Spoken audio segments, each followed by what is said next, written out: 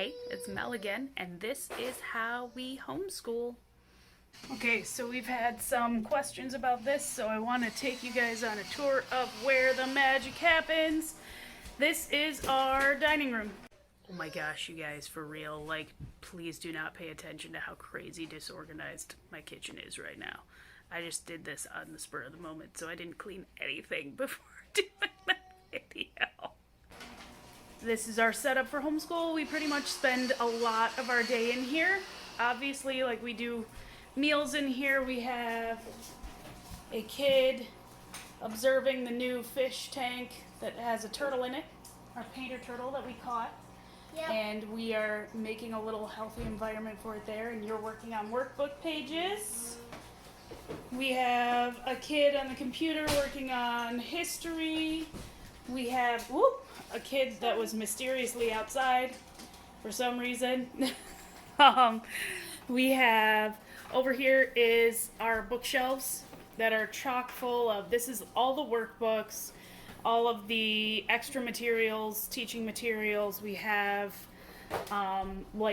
dry erase things down here. We have our maps that we work with for memorization and geography. We have every kid binder and workbook and stuff is down here where they can reach them. They're labeled just so that they can be in easy reach. That's the one major demand that I have. We have over here odds and ends for computer stuff. We have a couple of tablets. There's a charging station there. We have extra USB chargers. We have extra mice for the computers in case something stops working. We have my laminator that I bust out now and again for activities. Our microscope, we have a USB microscope that's in one of those boxes so that we can bring that out for science class, which I will probably do a demonstration of sooner rather than later. No, for real though, I'm just happy nobody was screaming or crying while I was doing that video. So it's disorganized, but it is what it is. That's our chaos every day. And then we have a set of drawers over here underneath the computers because my other major demand is that everything these kids are going to be using during their school time needs to be in easy reach, so that they can begin their work without me having to set them up every single day. So as you can see, ours is not a big fancy schoolroom. I know everybody's kind of putting all of their stuff on Pinterest and I'm browsing on the internet for how they can set up their new schoolroom. And it's really nice to be excited about all of that stuff. But it's not really super necessary to have a full-on school room with all of the fancy stuff and the bright colors and all of that.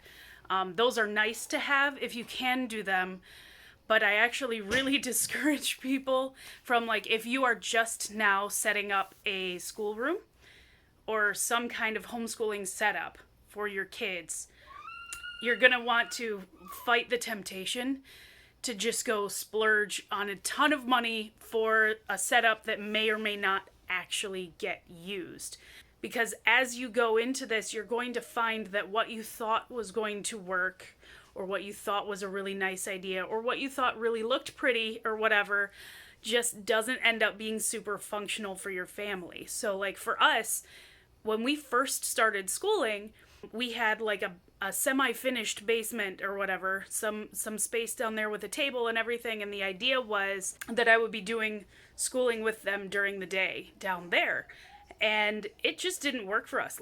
I didn't like the lighting. It felt sort of unnatural and sort of unhealthy almost. So we ended up just not doing it down there.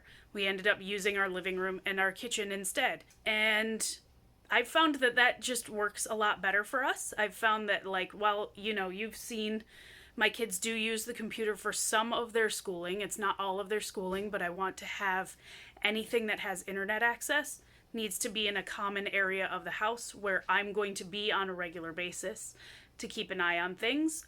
There are some kids, like you saw, I have one that was sitting in front of the fish tank and doing her workbook pages. There are going to be some kids that can go off on their own and still be fairly productive. And I have no problem with a kid, going out on our screened-in porch to do their work, or going out on a picnic blanket to do their work, or going in their bed to do their work. So you might be able to set up things in their bedroom for them to get things done, that kind of thing, but it's also not a guarantee, because definitely not all of my kids can actually do those things and still be productive. There are definitely a couple of kids that need me sort of lurking behind them just to make sure that they're getting stuff done when they need to be. There are going to be those kids that just sort of take longer on their computer assignments than the other kids do. Other kids can just finish them up really quickly. There are going to be kids that take longer to complete their reading, or they get distracted while they're doing it. So ultimately what I'm saying is that it doesn't really matter exactly what your setup is, as long as you find that it works for you. And I highly recommend that you take like the first month or two even of your homeschool journey just to see, like, play around with things, play around with your routine, play around with your setup, and see like what's going to be really functional for you. And then from there, you are free to rearrange things as needed. I do this every year, really. Every year before we start, like a month before we start, I'm usually puzzling over like what is the plan for the curriculum for the next year. What books do we need? What books do we not need? What can we get rid of? What can we repurpose? Do I need to reorganize stuff so that things are in easy reach when they need to be?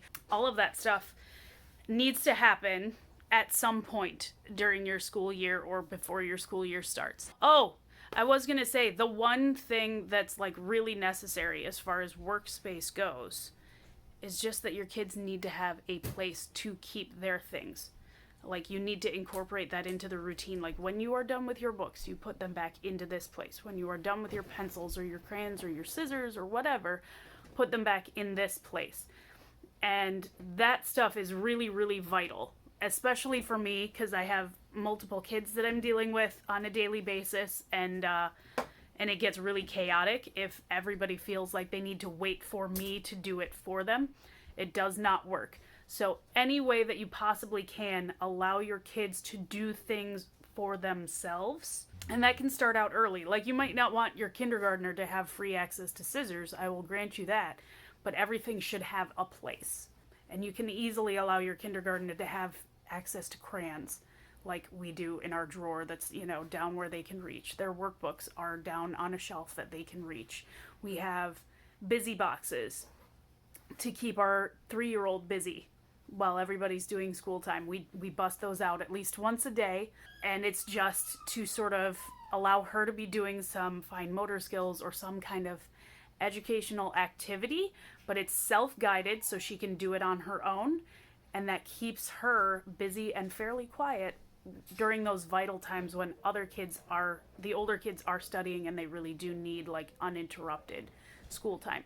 So yeah, I think that's the major thing. You can pick any room in the house to do it as long as it's functional for you. The only thing that's really vital is making sure that everything that needs to be in easy reach has a place. All right?